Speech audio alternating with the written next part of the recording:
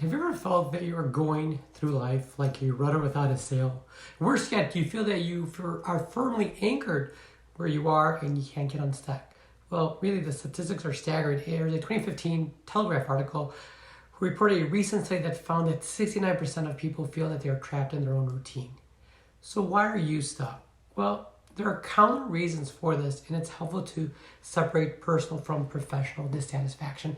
On a professional level, having gone through a pandemic really highlighted some deep concerns many in healthcare were already experiencing.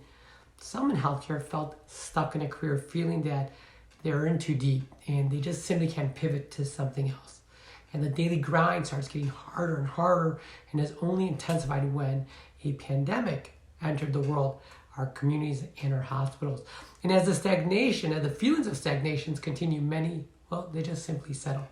On a personal level, though, some feel that relationships are routine or they're stagnant and sometimes, well, they're strained.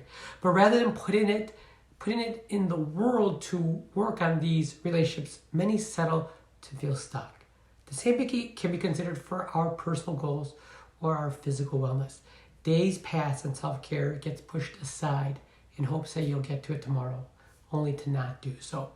If this sounds familiar, I get it. Being stuck can be deflating, but with some minor tweaks, you can get yourself unstuck. So let's take a look at some surefire ways to get you on that path to unstuck. So how do we do it? Well, if we're honest with ourselves, being really honest, being stuck doesn't happen overnight.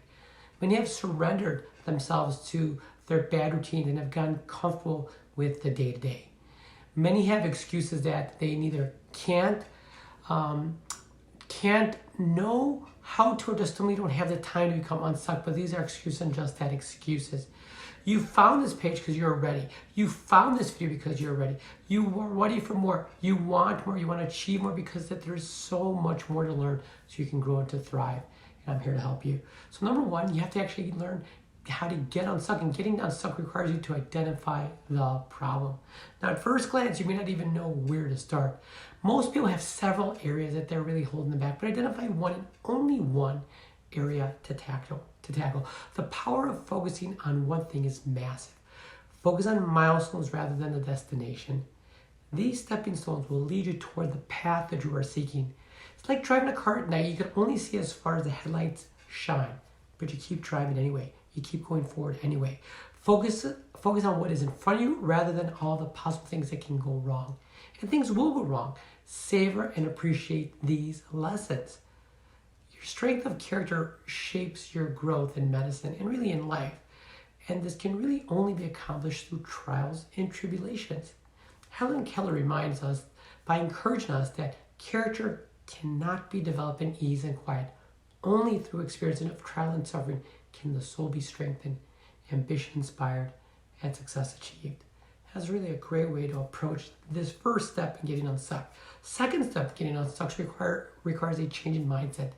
It's perhaps easier in the short term to remain in the comfort of familiarity, but there's no growth in the easy. Getting unstuck begins with the way we view the world. It requires a change in mindset. You can change your mindset from a fixed way growth mindset by appreciating progress over perfection. Progress, my friends, not perfection, has been instrumental for me, and it will be for you. It has allowed me to accept perfection as a mythical concept and refocus my attention on growth instead. Understand this though, I am always striving for excellence in my daily life, personally and professionally. Do I achieve it every day? No, of course not. But I learn something more every day, even if it's just 1% more. When you start catching yourself struggling with a task, say to yourself, I haven't mastered it yet. Now, simply saying not yet, you are training your mind of the possibilities. You understand that you are in a learning curve rather than a failure. Third tip, my friends, is getting unstuck requires action. Grab new challenges with a tendency toward action rather than inaction. In emergency medicine, I've witnessed the paralysis that can occur when a critical patient arrives. There's no amount of positive thinking, reading books, attending conferences that will ever substitute for you taking action. You have put in the work, my friends. You have put in the work to get yourself where you are today, so put in the work to get yourself unstuck. The absolute best way to catapult toward action is to be the master of your calendar. The phrase "I'm so busy" has become a badge of honor for many doctors and nurses. For some, There is this notion that we must be busy to succeed, to reach that next level of success. And this simply is a fallacy. This is simply a fallacy perpetuated to keep you from achieving your most important goals and, frankly, keeping you stuck. So how do you get more time to do the things that are important to you? Time blocking is your answer. Once you harness the power of time blocking, you will bend time. You will seemingly bend time so you can be the master of the clock rather than it controlling you.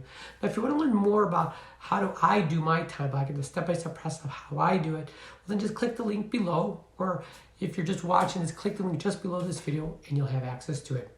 Fourth and final thing, friends, is surround yourself with success. The people that you surround yourself with have a direct correlation to your level of success and happiness. They greatly influence your view of the world around you and your view of success.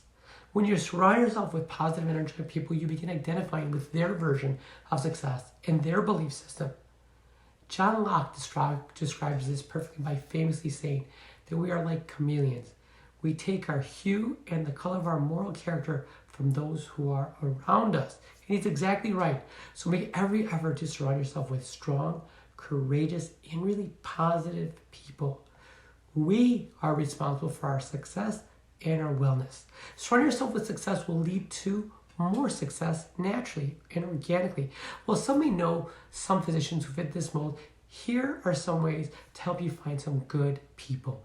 Surround yourself with people that make you feel upbeat. Surround yourself with people that encourage you. Surround yourself with people that make you feel good. So what are you getting started? What are you waiting for, friends? The way to get started is to get out, stop talking, and begin doing. Decide, my friends, decide today that you will no longer accept mediocrity in your personal or professional life. You're meant for more. Use the tips that we talk about to develop a plan to get you unstuck so you can finally learn, grow, and ultimately thrive in all that you do. Go, my friends, go be boldly brilliant in all that you do. We'll talk again soon. Bye-bye.